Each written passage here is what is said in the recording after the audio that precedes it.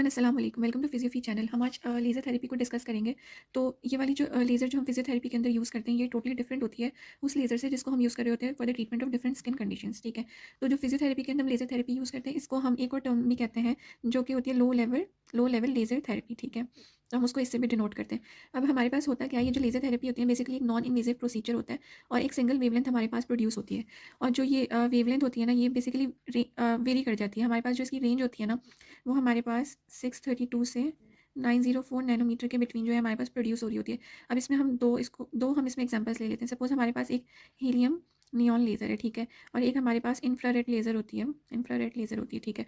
अब जो हमारे पास हीलियम नियॉन लेज़र होती है ना, ये जो वेवलेंथ प्रोड्यूस करती है ये 632 नैनोमीटर प्रोड्यूस करती है, जबकि जो हमारे पास आईएफआर होती है इंफ्रारेड लेज़र, ये जो वेवलेंथ प्रोड्यूस करती है वो 904 नैनोमीटर होते हैं। अब ये वेवलेंथ हमारे पास ना इंपॉर्टेंट होती है। तो हम बेसिकली ये जो रेंज होती है 632 से 904 नैनोमीटर की हम यूज़ क्यों करते हैं?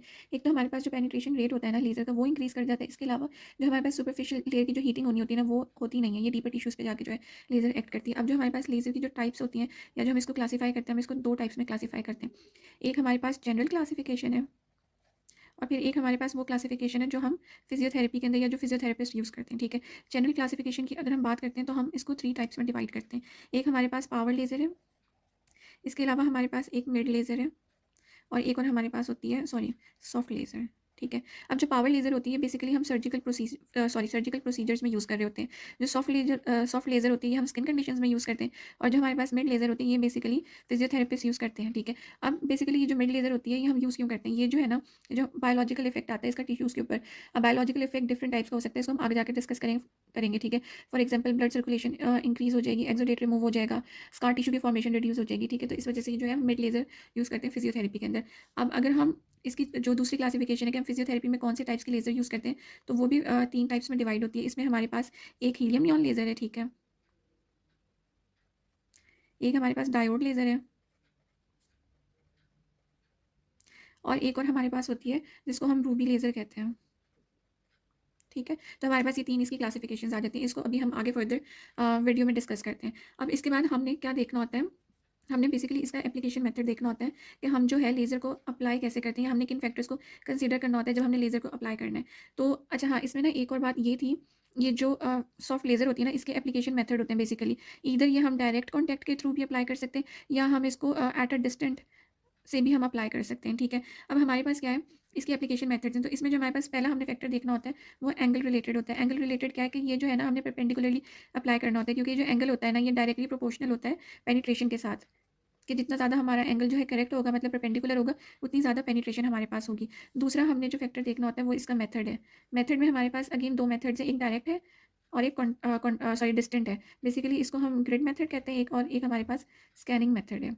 ये हमारे पास डिस्टेंट में आ जाएगा कि हम एट अ डिस्टेंट और 5 टू 10 सेंटीमीटर हमारे पास होता है और हमने अप्लाई करना होता है लेज़र को। और इसमें हमारे पास ना एक साइड इफेक्ट आ रहा होता है, वो ये होता है जो बेसिकली जो पेनिट्रेशन होती है ना वो रिड्यूस कर जाती है। बेसिकली जो उसकी एनर्जी जो रीच करनी है टिश्यू को वो डिक्रीज कर देगी। जो ग्रिड मेथड है ना, इसमें हम क्या करते हैं कि सपोज ये हमारे पास ट्रीटमेंट एरिया है, तो इसमें हम एरिया को डिवाइड कर देते हैं ऑलमोस्ट 1 सेंटीमीटर स्क्वायर के हिसाब से और उसमें हमने एक एक स्पेसिफिक स्क्वायर को हम ट्रीट करते हैं। ठीक है, अब सपोज अगर तो है हमारे पास एक हैंड हेल्ड लेज़र है, ठीक है, तो उसमें हम क्या करेंगे, जो मिनिमम टाइम होगा जो हम एक एरिया को करेंगे वो 5 मिनट के लिए हम जो है लेज़र अप्लाई कर सकते हैं। उसके बाद जो हमने एक और फैक्टर इसमें हमारे पास जो है इसका थर्ड फैक्टर है। थर्ड फैक्टर बेसिकली वेवलेंथ से रिलेटेड होता है।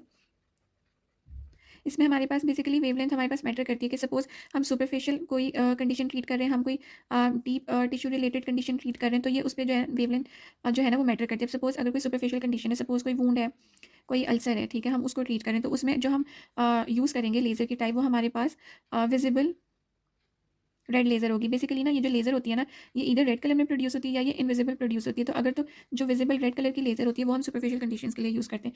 इसी तरीके से हमारे पास अगर हमें डीप कंडीशंस को ट्रीट करना है, सपोज़ कोई मसल या बोन रिलेटेड कोई इशू है, तो उसके लिए जो हम यूज़ करते हैं वो इंफ्रारेड लेज़र यूज़ करते हैं। ये बेसिकली इनविजिबल होती है। और सपोज़ अगर हमने लार्ज एरिया को टारगेट करना है तो उसके लिए हमारे पास एक स्पेशल टाइप की लेज़र होती है जिसे हम क्लस्टर प्रोब लेज़र कहते हैं।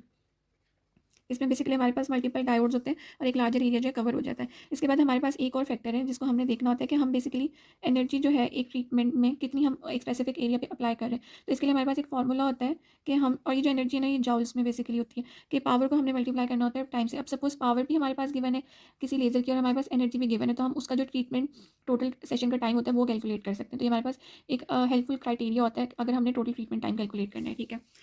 अब इसके बाद हमने एक और चीज़ देखनी होती है, हमने इंटरेक्शन बेसिकली देखना होता है लेज़र का बॉडी टिश्यू के साथ। सही है, जैसे कि हमने देखा था हमारे पास 2 टाइप्स की लेज़र है। एक हमारे पास विजिबल रेड फॉर्म में अवेलेबल होती है और एक हमारे पास इंफ्रारेड लेज़र होती है। तो हमारे पास जो विजिबल रेड वाली होती है ना, ये जो हमारे हीमोग्लोबिन होता है ना वो इसको एब्ज़ॉर्ब करता है। जबकि जो हमारे पास इंफ्रारेड लेज़र होती है ये वाटर जो है ना वो वाटर एब्ज़ॉर्ब करता है आईएफआर को, ठीक है। अब जो हमारी बॉडी है, अगर हम ह्यूमन बॉडी की बात करते हैं, तो हमारी जो बॉडी है वो 70% वाटर होती है और हमारे पास 30% जो है वो ऑर्गेनिक मटेरियल से जो है वो बनी हुई होती है, ठीक है।